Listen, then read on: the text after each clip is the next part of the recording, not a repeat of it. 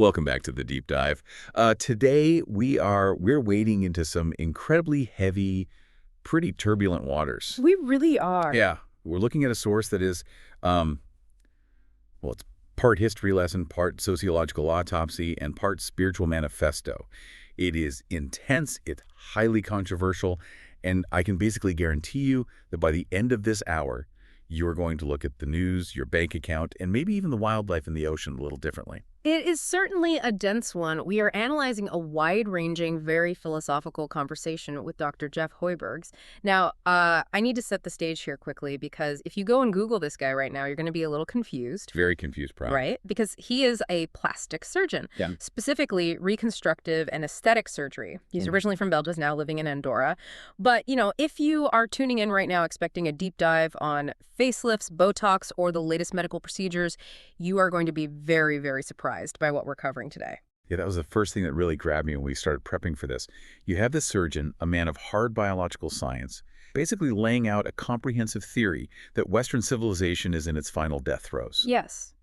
And he's not mincing words about it either. He's not just saying, oh, we're in a bit of a temporary economic slump. He's explicitly talking about the fall of Rome. He's talking about the Weimar Republic, and he's saying, look around, we are right there again. It really feels like he's diagnosing a patient, but the patient happens to be society itself. Exactly. The source material we're working with today is a very candid, long-form interview where Hoeyberghs completely steps out of the operating room and steps into the role of a social critic and philosopher. His central thesis is that we are in the final phase of a civilizational cycle. Right. And what's fascinating here is that he doesn't just point out the standard political problems. He builds this very complex philosophical architecture to explain exactly why it's happening. I mean, he uses vintage cinema, marine biology, Eastern spirituality, all of it to make his case. It's a completely wild mix. I mean, we've got the silent film Metropolis, we've got octopuses, and we have this idea of the three pillars of collapse.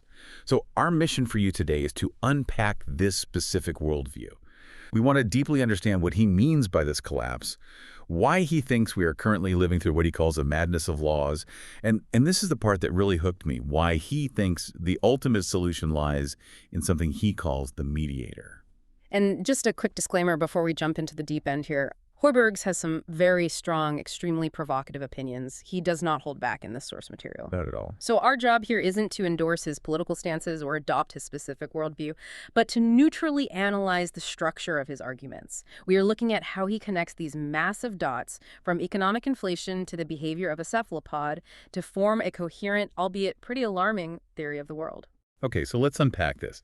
He starts off with this big historical framework. He references a guy named Alexander Tytler. Now, I've heard the name in passing, but refresh my memory. Who exactly is he, and how does he fit into Hoeybergh's diagnosis of our current era? So Alexander Tytler was a Scottish historian and professor back in the 18th century. Hoeyberghs brings him up to introduce the core idea of the Tytler cycle. The basic concept here is that democracies or entire civilizations have a predictable lifespan, almost like a biological organism. Tytler estimated this lifespan at roughly 200 years. 200 years. Okay. I mean, that is not very long at all in the grand scheme of human history. No, it's a blink of an eye, really. And the theory goes that these civilizations move through very specific, inevitable stages. They always start in bondage. Think of a conquered people or a heavily suppressed group. From bondage, they move to spiritual faith. Faith then leads to courage. Courage leads to liberty. And liberty eventually leads to abundance. Okay, so that's the peak of the mountain. Liberty and abundance. That's essentially the American dream, or the promise of the modern West. Right, that's the apex. But then, and this is the downward slope we need to focus on, abundance inevitably leads to selfishness. You get comfortable. The struggle is gone. Selfishness leads to complacency. Complacency degrades into apathy. Apathy leads to dependence. And finally, dependence leads right back into bondage. It's a perfect circle. You end up exactly where you started. And I'm guessing, based on the overall tone of this interview we're looking at, Hoeyberghs definitely does not think we are sitting in the abundance phase anymore. Far from it. He argues forcefully that we are in the absolute final stages, moving rapidly from dependence back into full bondage. In fact, he says the train is moving much faster now than it ever did in Tytler's time. And to prove this to the interviewer, he identifies what he calls the three pillars of collapse. These are the three undeniable signs that a civilization is about to implode. Let's go through these pillars one by one. because they are very specific, and frankly, they are a little terrifying when you actually start looking for them in the real world outside your window. So the first one is financial. Correct. Pillar 1 is financial devaluation. But I want to pause here because he is not just casually talking about inflation in the way we hear about it on the nightly news. Gas is up 10 cents, groceries are slightly more expensive. Right, the normal cyclical stuff. Exactly. He's not talking about that. He's talking about the fundamental destruction of value itself. He makes a very specific historical comparison to the Weimar Republic in Germany right before the rise of the Nazis. This was the early 1920s. The era of hyperinflation. I remember seeing those black and white photos in high school history books of kids literally playing with massive stacks of money in the street like they were Lego blocks. Yes. Hoeyberghs uses that classic, terrifying imagery. He talks about how, in the Weimar era, the currency was losing value not by the year or even by the month, but literally by the hour. He describes the reality of people receiving their wages, sometimes literally pushing a wheelbarrow full of paper cash and physically running to the store immediately. Running, not walking, running. Running, because they knew for a fact that if they waited until the evening, the price of a loaf of bread would have doubled or tripled. Okay, hold on. I want to pause on that specific image because it is so easy to just gloss over it as a fun history fact. But let's actually think about the psychological reality of that for you, the listener. You live in a society where the thing you work 10 or 12 hours a day for is melting in your hands like an ice cube in the sun. What does that actually do to the human brain over time? It completely breaks the causal link between effort and reward. That is the key psychological insight Hoeyberghs is driving at here. It's not just about stuff costing more money. It's about the total disintegration of societal trust and personal planning. If I can't save my money for tomorrow because it will be worthless by morning, I stop planning for the future entirely. I become purely reactive. You become an animal just living moment to moment, survival mode. Exactly. It turns reality upside down. Hoeyberghs mentions the famous story of people using 500-mark notes as wallpaper in their houses, simply because the physical paper of the banknote was cheaper than buying actual decorative wallpaper. Just think about the profound symbolism of that act. The government's core promise of value, the actual banknote, is literally worth less than a scrap of colored paper. It creates a complete sense of absurdity, because if money isn't real anymore, then is the law real? Is the social contract real? Is society real? That is exactly the transition he makes. Hoeyberghs sees the purchasing power vanishing rapidly today, and he argues that this is the primary, undeniable symptom of a system that is structurally broken. When money dies, morality almost always dies right alongside it. Why is that? Because if playing by the rules, if saving your money, working hard, being honest, results in guaranteed poverty, and wild speculation or outright corruption results in survival, you create a society of wolves almost overnight. The incentives are totally inverted. Okay, so the money is worthless and the trust and value is broken. That is pillar 1. What is pillar 2 in this diagnosis? Pillar 2 is what he dramatically calls the madness of the laws. The madness of the laws. I mean, that sounds like the title of a fantasy movie, but what does he actually mean by madness in a legal context? Is he just talking about a few specific bad policies that he disagrees with?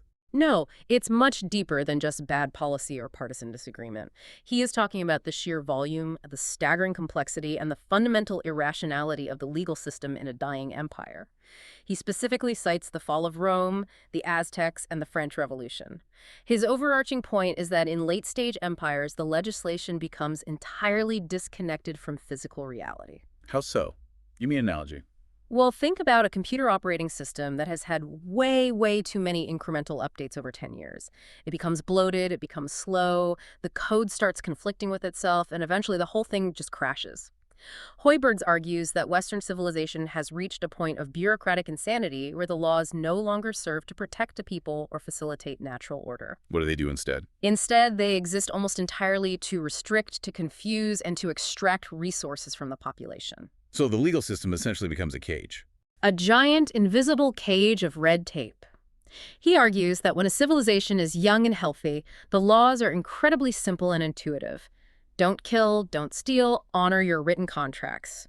Basic moral baseline stuff. But when a civilization is fundamentally falling apart, the government panics. It tries to micromanage every single aspect of human existence in a desperate attempt to maintain control. And what's the result of that micromanagement? You get laws that openly contradict each other. You get regulatory frameworks that are physically or economically impossible for a normal person to actually follow. It really feels like he's describing a trauma response from the state itself. Mm. Like the leaders are sitting there thinking, we are losing our grip on reality, so let's write 10,000 more pages of arbitrary regulations today to try and mathematically force order back into the world. Precisely. And the psychological result for you, the average citizen, is a feeling of constant low-level criminality. Right, because there are so many rules, you must be breaking one of them. Exactly. You couldn't possibly know all the laws that govern your industry, your home, your taxes. So you are always potentially guilty of a crime at any given moment. That constant underlying anxiety creates fear, and in the eyes of a failing state, fear reliably creates compliance. And that forced compliance, or rather that state of perpetual paralysis, leads us directly into Pillar 3. And this one feels a bit more deeply psychological than the economic and legal pillars. Yes, Pillar 3 is human passivity. He describes the general population in this final civilizational phase as lazy, demotivated, and physically inactive. But he goes much deeper than just sitting back and calling people lazy. He explicitly connects the societal lethargy to the bystander effect. The bystander effect. That is that famous psychological phenomenon where if someone is in immediate trouble on the street and there's a large crowd watching, nobody actually steps up to help because every single person assumes someone else is going to do it, right? Yeah. Precisely. If you are walking down an empty street and you are the only person who sees a terrible accident, you feel the massive singular burden of responsibility. You are highly likely to act. But if 10 people see it, that responsibility is mathematically diluted in your brain. You freeze. You wait for the guy next to you to make the first move. And Hoeyberghs actually thinks this exact mechanism is happening on a macro societal level. He argues that modern technology, specifically our screens, our smartphones, social media, has amplified this psychological glitch to a global scale. We are now witnessing global atrocities, deep political corruption, and this madness of the laws on our high-definition screens every single day of our lives. We see the distant wars, the localized famines, the economic riots. But the catch is, we see it alongside millions of other connected people. Right. We consciously know that millions of other users are staring at the exact same algorithmic feed at the exact same moment. So our brain automatically assumes, well, surely someone, somewhere with more power than me is doing something about this.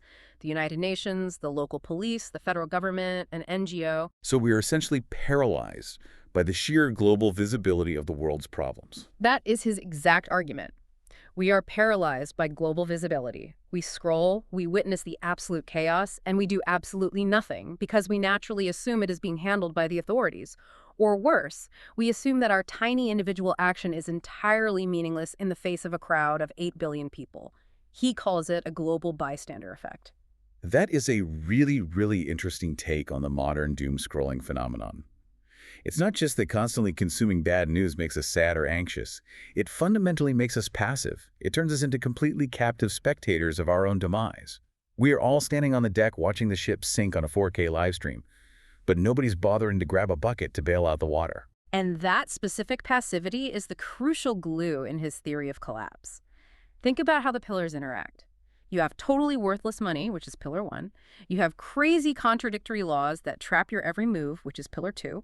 And you have a population that is far too paralyzed, distracted, and exhausted to actually do anything to fix it, which is Pillar 3. That is the perfect storm, the trifecta of the fall. Okay, so that is the medical diagnosis of the era. The patient Western civilization is undeniably terminal. The vitals are crashing across the board. But Hoeyberghs doesn't just drop that depressing news and leave it there. He brings in this genuinely amazing metaphor from classic cinema to explain the structural, architectural problem of why this is happening. He starts talking about the film Metropolis. Yes, Fritz Lang's 1927 silent sci-fi masterpiece. Now, for the listeners who haven't seen it recently or at all, we really have to visualize the layout of this fictional city to understand his point. Lang built this massive, towering Art Deco nightmare on screen. Up at the very top, literally above the clouds, you have the Club of the Suns. The ruling elites live up there in total luxury, running around in expensive silk, playing leisurely sports in elevated stadiums that look like ancient Greek temples. It's absolute paradise. And then down below. Down below, it is sheer hell. It's nothing but steam, grinding gears, and human sweat. The workers live deep underground in the dark. When they move to their shifts, they move in these slow, robotic, perfectly synchronized clumps. They aren't treated as individuals with souls. They are quite literally just fleshy replacement parts for the giant industrial machine. And Hoeyberghs grabs onto this specific visual divide, the head versus the hands. Right, the head being the planners up top and the hands being the workers below. It's the absolute classic class struggle visual. It is, but Hoeyberghs focuses heavily on the total lack of communication between the two. The elite planners, they conceive the grand designs and they hold all the power, but they have absolutely no earthly idea how the machine down below actually operates. They just demand the endless output. They want the electricity, they want the luxury, but they don't want to know how much sweat it takes to generate it. Exactly. Meanwhile, the hands do all the grueling physical labor, but they are brutally exploited and they have zero say in the direction the city is heading. Hoeyberghs argues that in our current societal state, looking around at the modern West, this disconnect between the head and the hands has become total and absolute. Which honestly sounds uncomfortably similar to a lot of modern corporate and political structures. Mhm. The head in some distant capital city sets a sweeping theoretical policy, and the hands, the working class people on the ground, have to deal with the messy, often devastating real-world consequences of that policy. Exactly. And because the head has absolutely no organic empathy, no daily physical connection to the suffering they are causing, the societal machine eventually overheats and explodes. It's not just economically inefficient, it is a guaranteed recipe for a violent revolution. He actually mentions a biblical prophetic reference here to drive the point home. He interprets a specific passage as saying, "We are in a time where servants are on horses and masters walk on the ground." Meaning the whole world is basically upside down. Meaning the natural meritocratic order of competence is entirely inverted. In his specific view, the people who actually should be leading society, those with deep, true insight, or what he calls strong shoulders, are currently being crushed by the system or completely ignored.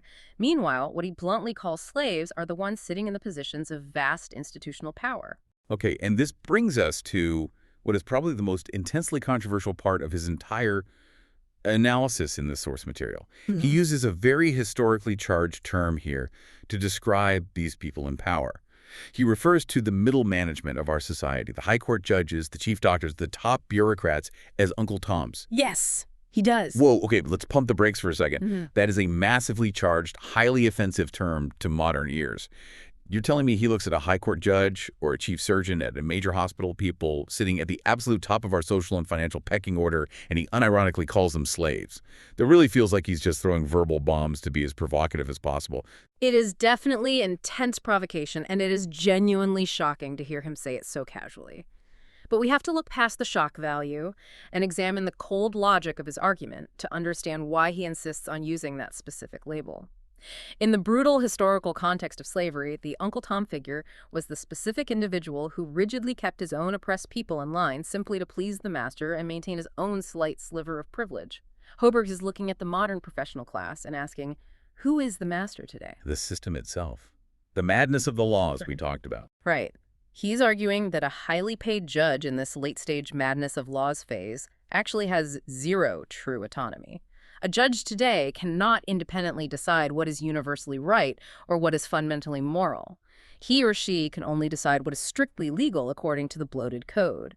If the corrupted law explicitly says, put this starving man in a concrete jail cell for stealing bread, the judge just does it. The judge completely surrenders his human conscience to the written text. To Hoeyberghs, that total surrender of moral agency to a piece of paper or a biweekly paycheck is the ultimate, purest definition of slavery. Okay, I see the philosophical angle he's playing now. He's arguing that, yes, they are highly paid, they wear nice robes or lab coats, and they're highly respected societal enforcers, but at the end of the day, they're still just blindly following orders without a second thought. Exactly. He says they are simply not conscious. They are acting as the unthinking buffer layer that safely separates the head from the hands, protecting the elites from the anger of the workers. And because these professionals are just blindly following orders without ever questioning the underlying morality of those orders, the grand machine continues to violently grind normal people down to dust. He strongly argues that true human freedom is the raw ability to say no to a fundamentally unjust law.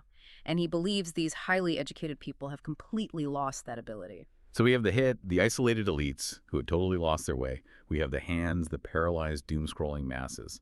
And we have this middle layer of highly paid enforcers who are just stubbornly sticking to the script while the ship goes down. It is a remarkably bleak picture of the present moment. But going back to the movie Metropolis, there is an actual solution proposed in the film's narrative, right? Yes, there is. The film's primary tagline, which flashes on screen, is deeply philosophical, it says. The mediator between the head and the hands must be the heart. The mediator. And this is where we finally pivot into Hoeyberghs' proposed solution for our collapse. But true to form, Hoeyberghs completely spins this concept. He does not think the heart means what you and I usually think it means. No, and this distinction is absolutely crucial to understanding his whole philosophy. When he says heart, he definitively does not mean human emotion. He doesn't mean sentimentality, or being nice to your neighbor, or holding hands and singing songs around a campfire. He strictly equates the heart with spirituality. But, and this is the massive twist, he redefines the word spirituality from the ground up. Yeah, he explicitly says it's not about organized religion. In fact, he actually seems pretty dismissive of the idea of just sitting around reading ancient holy books. He is. He calls the act of simply reading texts merely engaging the fifth chakra. Now, in the traditional Eastern chakra system, the fifth chakra is located at the throat. It governs communication, spoken words, and intellectual definitions. Hoeyberghs forcefully argues that you absolutely cannot find ultimate truth in words alone. You can memorize the entire Christian Bible or chant Buddhist scriptures all day long, but to him, that is just processing intellectual data. It's just trivia. For Hoeyberghs, true spirituality is entirely about utility. Utility, like a hammer or a wrench. That is definitely not how we usually hear people talk about matters of the spirit in the West. Exactly. He says, and I quote, "With spirituality, you can make money, heal sick people, keep yourself out of physical danger, and literally save lives." It is a hyper-pragmatic view. He says the ultimate proof of the pudding is in the tangible miracles you can create in the physical world. If your supposed spirituality doesn't result in a measurable, outgoing, energetic force that actively changes physical reality, then it's not real spirituality. It's just a personal hobby. That is such a radically different take. Usually when people in our society talk about being highly spiritual, we picture someone retreating far away from the noisy world, maybe meditating silently on a distant mountain to find a sense of inner peace. Yeah. He is saying, no, you have it backward. Spirituality is a measure of your raw, practical ability to impact the world effectively. And this pragmatic view leads directly to his unique definition of a guru. He points out to the interviewer that the Sanskrit word guru simply translates to wisdom or truth. It does not necessarily mean a charismatic person sitting on a stage demanding to be worshipped, but to actually access this deep utility, to step up and become the societal mediator who can bridge the chasm between the head and the hands. He argues you have to undergo something very painful. You have to undergo ego death. Being nothing. This was easily the most trippy, esoteric part of the source material for me. He repeatedly says, you have to be essentially nothing to be a true leader. But being nothing sounds like a vague bumper sticker slogan. Practically speaking, for a normal person listening to this right now, how does a person actually be nothing? I mean, I have a mortgage to pay, I have a job title at a company, I have a family. I can't just pretend those very real things don't exist. Try to think of it like this. Imagine you are a professional actor playing a role in a stage play. You are currently playing the role of the podcast host. You show up, you do the job well, you hit your marks, you say the lines. But if a critic writes a scathing, terrible review of the show the next morning, does that review destroy you, the actual human being, or does it just criticize the fictional character you were temporarily playing on stage? Well, if I have a moderately healthy ego, it just hurts the character. If I'm deeply insecure, I suppose it destroys me personally. Exactly. Hoeyberghs is pointing out that most of us walking around today have completely forgotten that we are just actors. We deeply fundamentally believe that we are the role itself. We think we actually are the chief surgeon or the wealthy banker or even the perfect parent. So when the bank inevitably fails during the financial collapse or the fancy job title is stripped away, we feel like we are physically dying. Our entire core identity is permanently tied to a fragile external structure. Because we spend all our energy fiercely protecting that artificial identity. Right. But if you strip all that away and identify as truly nothing, as pure, formless consciousness or spirit, then you simply cannot lose anything when the world changes. You have zero personal self-interest left to protect. Hoeyberghs argues that only when you have become nothing can you truly serve the collective good of society, because you are finally incorruptible. You aren't desperately making decisions to save your own skin, your bank account, or your fragile reputation. You are making pure decisions based strictly on what he calls the truth. So when the societal collapse fully arrives and the prestigious banker role becomes totally obsolete overnight, You don't panic and jump out a window. You just smoothly switch roles. You calmly become the gardener or the community builder or the mediator. You remain completely fluid. That incredible adaptability is the spiritual strength he's talking about. He also brings up this total mind bender of a paradox during this section. He says, truth is simultaneously the smallest point imaginable and the largest thing in existence at the exact same time. Yes, he says truth is the smallest conceivable point because it is entirely indivisible. You cannot break truth down into smaller components. But it is also the largest thing because it seamlessly encompasses absolutely everything in the universe. He openly admits that the standard human brain vastly struggles with this paradox. The rational brain's only job is to neatly categorize, slice, and divide things into boxes. That inherent limitation is exactly why he says we urgently need to move beyond relying solely on the brain. So let's reset the board here. We have the metropolis problem firmly established. You have a giant, disconnected head desperately trying to control millions of blind hands.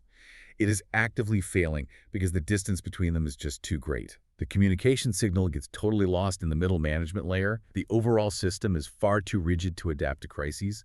It's basically a massive dinosaur. Huge, clumsy body, tiny isolated brain, simply can't react fast enough to the changing climate. Right. So if the dinosaur or the metropolis model is currently dying off, what is the natural evolutionary replacement for it? Hoeyberghs says we need to look closely at an animal that is biologically the exact polar opposite of a rigid dinosaur. Enter the octopus. Exactly, the octopus. Okay, the whiplash here is real. We go from 1920s German cinematic masterpieces directly into a marine nature documentary. He starts talking passionately about the documentary film My Octopus Teacher. What on earth does a squishy cephalopod have to do with saving Western civilization from total collapse?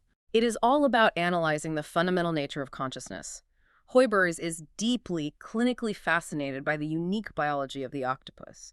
He emphasizes heavily that the octopus has absolutely no central brain in the way that you, me, or any mammal does. It has zero bones. It has no centralized nervous system structurally commanding the rest of the body from a high tower. Yet, despite lacking all of that hardware, it is incredibly, undeniably smart. Profoundly smart. It plans complex strategies, it learns rapidly from its mistakes, it adapts to novel situations instantly. Hoeyberghs uses the octopus as his ultimate biological model for decentralized consciousness. He argues the octopus doesn't actually think with an isolated brain dictating orders. Instead, it just is. It exists in a state of constant, incredibly fluid awareness. It isn't processing internal monologues or word definitions. It is directly processing the raw energy of its environment. Its vast intelligence is literally distributed evenly throughout its entire physical body, all the way down to the suction cups on its tentacles. He brings up a very specific scene from that documentary to illustrate this, the fish herding scene. Right. There is a moment where the octopus is smoothly coordinating its movements with a massive school of fish. It plays with them. It subtly directs their flow without scattering them. Hoeyberghs interprets this remarkable behavior not as a simple hardwired biological instinct, but as the octopus actively playing the energy of the surrounding environment. The octopus is acting like a master conductor of an underwater orchestra, but the connection between them is entirely invisible. It isn't barking rigid orders at the fish. It's moving seamlessly with the flow of the collective energy. And then there's the emotional climax of the film, the hug. The famous scene where the wild octopus actually reaches out and wraps its tentacles securely around the human diver's chest. Hoeyberghs analyzes this moment strictly from a long-term evolutionary perspective. He says, look at the science. In the billions of years of complex evolution on this planet, a solitary octopus has never, ever had a biological reason to reach out and hug a human being. It is an intensely solitary, generally antisocial animal. It possesses absolutely no biological instinct for physical affection, especially across species lines. So if it's not biology, why to do it? Hoeyberghs argues that it did it simply because it intuitively sensed the human diver's deep emotional need for connection in that exact moment. It literally picked up on the subtle energetic field radiating from the diver. It completely bypassed millions of years of rigid biology and survival instinct, and it operated on a much higher, invisible level of universal consciousness. And that profound moment is the core lesson for us as a collapsing society. That is the mediator in pure action. He is saying that modern humans rely way too heavily on the fifth chakra, the rigid head, the endless words, the cold logic, the madness of the laws. We are entirely trapped inside our own isolated brain, brains. He desperately wants us to fundamentally tap into this octopus mode. We need a sensing, nonverbal, deeply intuitive connection to the whole of society. That is exactly how you finally bridge the massive gap between the head and the hands. You don't try to rationalize it with a spreadsheet or a new piece of legislation. You actually feel the connection. It sounds incredibly abstract, very mystical. But he actually gives a very grounded, real-world example of this exact sensing ability in humans. He tells a story about a blind girl. Yes, this was a highly striking anecdote from his own life. He describes attending a large dinner party with 13 people sitting around the table. The very next morning, an 18-year-old girl who was quietly present at that dinner proceeds to give him a completely flawless, deeply accurate psychological analysis of every single person who sat at that table. She perfectly nails their hidden personalities, their secret motives, their deep insecurities, everything. And the big reveal of the story is, She was completely blind since birth. She couldn't see their expensive clothes. She couldn't read their micro-expressions. She couldn't see the fake social masks they were wearing to impress each other. Hoeyberghs uses this powerful experience to validate his entire theory. She wasn't using superficial intellect or visual cues to judge them. She was directly sensing the raw energy or the spirit of the people in the room. She effortlessly saw the undeniable truth about them, precisely because she wasn't constantly distracted by the visual wallpaper that fools the rest of us. it's like she naturally possessed that decentralized octopus consciousness. She was just quietly reading the energy field of the room. Exactly. And Hoeyberghs doesn't just leave this as a cool party trick. He applies this exact philosophy directly to his own professional field, Right. the massive trillion-dollar healthcare industry. He brings up the 1998 movie Patch Adams to make his point. The Robin Williams movie. Great film. But again, Hoiberg's looks past the comedy and sees something much deeper there about how we operate. He sees the fundamental, irreconcilable conflict between modern medicine and actual healing. He argues forcefully that modern medicine, which represents the disconnected head, only treats cold lab results, MRI scans, and digital data points. It is purely materialist. It treats the complex human body exactly like a mechanic treats a broken car engine. Replace the part, fill the fluid, ignore the driver. But true healing, he insists, requires a fundamental behavioral change in the patient. And you obviously can't force a deep behavioral change just by prescribing a daily pill. No, you can't. And this is where he gets really provocative again. He claims that as a practicing doctor, he can easily get a patient off heavy antidepressants or permanently stop them from smoking cigarettes in exactly 10 minutes flat. 10 minutes. I mean, that is a wildly bold claim. Most medical professionals and skeptics would instantly say that is scientifically impossible. It is an incredibly bold claim, but he always includes a massive caveat. He can only do it if the patient is genuinely open to it, and his radical method isn't sitting them down and giving them a long, dry medical explanation of lung cancer statistics. It is delivering a targeted energetic shock or a massive burst of inspiration. The intervention has to entirely bypass the rational brain and directly hit their core being. It's that mediator function coming into play again, connecting directly to the patient's suppressed inner will to change. He is essentially arguing that true, lasting physical healing is always a profound spiritual event, not just a chemical or biological transaction. He also briefly touches on his specific daily work as a plastic surgeon, which I found totally fascinating, because you would logically think a guy preaching deep spiritual philosophy and ego death would completely dismiss cosmetic plastic surgery as the ultimate peak of superficial human vanity. Right, it seems like a total contradiction at first glance, but he vigorously defends it using evolutionary biology. He argues that the things we universally perceive as physically ugly in each other, deep wrinkles, bodily rot, severe obesity, terrible skin, are not just arbitrary cultural beauty standards. They were deeply ingrained biological signals of internal decay or poor metabolic health.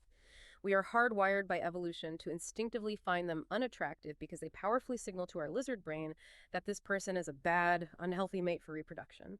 So for him, true wellness is simply optimal biological functioning, and physical beauty is just the visible external signal of that internal functioning. It is a very cold, purely evolutionary biology take on his daily profession. So we've covered a massive amount of ground here. We have the grim diagnosis of the 3 pillars of collapse. We have the core structural problem of the disconnected head versus the paralyzed hands. And we have his radical solution, cultivating the mediator, or this decentralized, intuitive octopus consciousness. But I want to spend some time talking about where he actually thinks this is all heading. Because despite offering this octopus solution, he is definitely not painting a rosy, optimistic picture of the immediate future for us. No, he is absolutely not. And this is where we get into his grim predictions regarding the inevitability of collapse. Hoeyberghs point blank predicts a coming era of hunger and cold for the West. Hunger and cold. That is incredibly stark. That's not just a recession, that's returning to the Dark Ages. He genuinely argues that the current cascading global crises, the record inflation, the energy grid vulnerabilities, the rising geopolitical tensions are merely the gentle opening act. He firmly believes we are blindly heading straight into a prolonged period of intense, unavoidable material hardship. But, and this is the crucial philosophical twist that makes his view unique, he actually thinks this horrific suffering is absolutely necessary. Necessary. Why on earth would anyone think we need to suffer through famine and freezing winters? Because he views the impending collapse not as a graveyard, but as a birth canal. He argues that the immense, unprecedented wealth of the past few decades, the peak abundance phase of that Tytler cycle we started with, directly created incredibly weak, fragile people. He complains bitterly about a society filled with useless university degrees and unearned, frictionless luxury. He fundamentally believes this prolonged era of total comfort aggressively fed the human ego. It made us incredibly soft. It made us genuinely believe that we are the superficial roles we play in the economic machine. So the coming wave of extreme poverty, the sudden loss of comfort, It forcefully strips away the massive societal ego. If you violently lose your fake fiat money, your fabricated social status, your air-conditioned comfort, you are brutally forced to ask yourself a terrifying question. What is actually left of me? And Hoeyberg says that what is left when all the wallpaper burns away is the pure spirit. The coming poverty, in his uncompromising view, is strictly necessary to force humanity to return to a grounded spiritual reality, simply because the artificial material reality is utterly failing us. He has a really interesting counterintuitive take on the concept of hope during this section. Usually when things get dark, leaders stand up and say, we need hope to get through these hard times, keep hope alive. Hoeyberghs basically says, no thanks, throw hope in the garbage. The hope is fear paradox. This is pure, undiluted ancient Stoicism. He completely rejects the word hope because he astutely points out that hope fundamentally implies a hidden, lingering fear that things probably won't work out. If you say you hope the sun comes up tomorrow, it secretly means you are terrified of the dark. So what exactly should we replace hope with? Total trust, or simply existing in a state of being. If you truly trust the natural cycle of the universe exactly like observing the seasons, where brutal winter is always predictably followed by spring, then you simply do not need the crutch of hope. You just calmly accept the process. You don't sit around frantically hoping winter ends tomorrow. You know for a biological fact that spring is coming eventually, so you spend your time chopping wood and preparing. That is an incredibly tough sell to the average person when you are talking about the reality of actual hunger and freezing in your home. Don't hope. Just trust the universe. It requires a staggering level of emotional detachment that, frankly, most normal people do not possess. It does. It absolutely does. And that hard truth brings us directly to his highly controversial view of the 1% versus the 99% of humanity. Let's break that down carefully because it's easy to misunderstand. When he uses the phrase the 1%, he definitely doesn't mean the billionaires, the Wall Street bankers, or the Davos elite crowd, does he? No, not at all. He has zero respect for the financial 1%. He is exclusively talking about the spiritual 1%. He looks back historically and argues that tribal survival almost always depended on a single medicine man or a deeply spiritual leader quietly guiding the physically strong chief. He sincerely believes that from a pure biological standpoint, only about 1% of the global population actually possesses the innate capacity to carry this immense spiritual weight. He calls it having strong shoulders. So the 1% in his framework are the true mediators, the rare people who can actually zoom out and see the whole board. Yes, and the 99%, which is the vast majority of us, are biologically wired to be followers. Now, he emphasizes heavily that being a follower does not make the 99% bad or inferior people. It is just our natural default state of being. Most regular people just want to comfortably live their lives, raise their kids, and be left alone. But the grand, sweeping tragedy of our specific historical time, according to Hoeyberghs, is that the massive 99% are currently being actively led by false prophets. The corrupt media, the self-serving politicians, the Uncle Toms in the middle management layer we talked about earlier. Exactly. The trusting 99% are diligently following the absolutely wrong leaders straight off the cliff into the abyss. They are blindly following a head that is completely and totally disconnected from physical reality.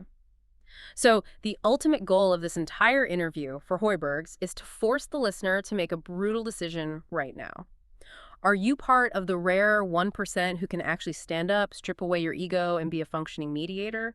Or are you going to remain hopelessly paralyzed by the bystander effect while the world burns? It's essentially a philosophical call to arms, not a call to fight in the streets with physical weapons, but a call to violently fight back with expanded consciousness, to literally become the octopus. To become the octopus, to decisively stop overthinking everything, to stop desperately relying on the madness of the contradictory laws to save you, and to start directly connecting to the harsh reality of the situation with deep intuition and practical utility. It is a massive amount of information to process. I mean, we have literally journeyed from the hyperinflation of the Weimar Republic to the freezing bottom of the ocean. It is quite a wild intellectual journey, yes. So as we wrap up, let's try to neatly synthesize all of this. What does this actually mean for the normal person listening to this deep dive right now? We have Dr. Hoeyberghs confidently stating that the overarching system is collapsing, our money is dying, and the fundamental law is permanently broken. It's easy to just panic. If we take a step back and look at the entire arc of his complex argument, it is actually a profound story about human agency. He starts the conversation by vividly describing a modern world where we feel like we have absolutely zero agency left. We are trapped in a cage by rampant inflation, by endless bureaucracy, and by our own screen-induced passivity. We are just the disconnected hands waiting underground for orders from a head that never come, or orders that are actively trying to harm us. Right, we are stuck in the agonizing downward slope of the Tytler cycle, just helplessly waiting for the final bondage phase to arrive. But then, crucially, he offers a hidden door out. And the way out isn't a political revolution. He doesn't say, go vote for this specific guy or march to pass this new piece of legislation. The way out is entirely internal. It is the radical shift to the heart to becoming the mediator. The restoration of personal agency through actual spiritual utility. Exactly. By willingly undergoing that painful ego death, by actively choosing to become nothing, you successfully detach your identity from the collapsing system. You instantly stop being a helpless victim of financial devaluation because your internal value isn't derived from the fiat currency anymore. You stop being a terrified victim of the crazy laws because you are suddenly operating on a much higher, simpler law of universal truth and energetic connection. It's almost like he is looking at us and saying, the giant ship is definitely sinking. Stop wasting your energy trying to patch the massive hole in the hull. It's over. Instead, use your time to learn how to breathe underwater. That is a genuinely fantastic analogy. Yes, become the octopus. The rigid ship of Western civilization might absolutely be going down to the bottom, but if you radically shift your state of consciousness now, you can survive and actually thrive in the brand new underwater environment. He ends the Source interview with a really chilling, provocative thought. He has a direct message for all those false prophets, the elites leading the 99% astray. He does. It's a heavy line that really sticks with you long after you hear it. He looks at the camera and says, for all those false prophets, I wish you a very good time in hell. Ouch. I mean, that is definitively not a sterile medical diagnosis. That is an ancient biblical curse. It is an incredibly heavy, dark closing statement, but it perfectly underscores his unyielding belief in a fundamentally moral universe. He deeply believes there are severe, inescapable spiritual consequences for actively misleading the hands, for deliberately blocking the natural connection between the working people and the ultimate truth. It also forcefully puts the ultimate responsibility right back onto us. He talks near the end about the freedom to act. He says the absolute greatest gift of creation is the simple freedom of human action. We possess the raw free will to either selfishly destroy ourselves or to powerfully create daily miracles. That is the stark binary choice in front of us. There is simply no comfortable middle ground left in the final phase of the cycle. You are either a passive part of the collapse or you are an active part of creating the new reality. It is a massive challenge. He is directly challenging you, the listener, to honestly check your own position today. Are you currently operating mostly from the head, constantly rationalizing the chaos, doom-scrolling Twitter, analyzing the bleak statistics without doing anything?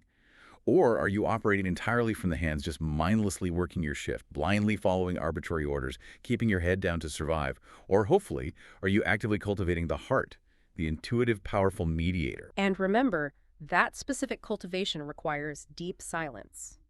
It absolutely requires intentionally disconnecting from the endless, frantic noise of the fifth chakra, the news, the arguments, the words, and quietly listening to the underlying energy, exactly like that blind girl easily reading the room at the dinner table.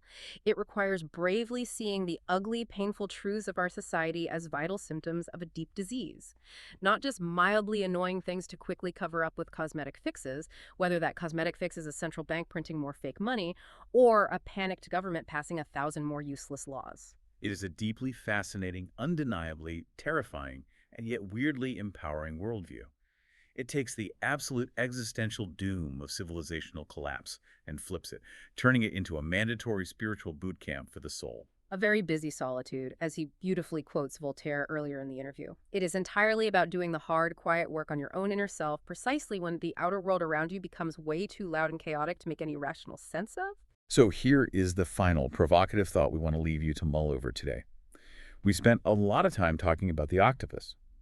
It has absolutely no central brain dictating orders, yet it exhibits profound, highly adaptable intelligence. Hoeyberghs strongly suggests that this is the exact survival model for the dark future. In a rapidly changing world where the central brain of our civilization came the massive governments, the bloated central banks, the rigid legacy institutions, is visibly failing or going completely mad, maybe the absolute only way to survive the crash is to voluntarily decentralize yourself.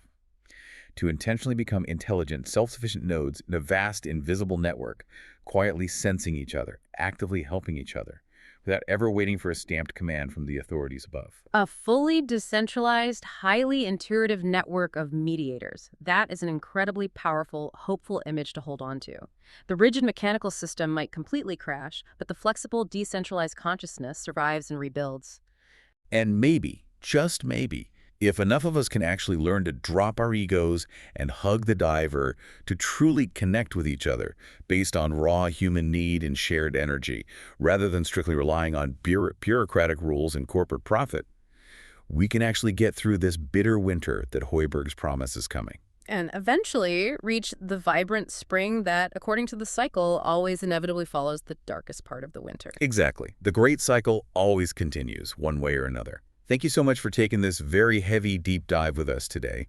This was undeniably a dark one, but I genuinely think it's a vitally important perspective to grapple with right now. Absolutely. Keep thinking critically, keep sensing the world around you, and don't let the noise overwhelm your instincts. We will see you next time.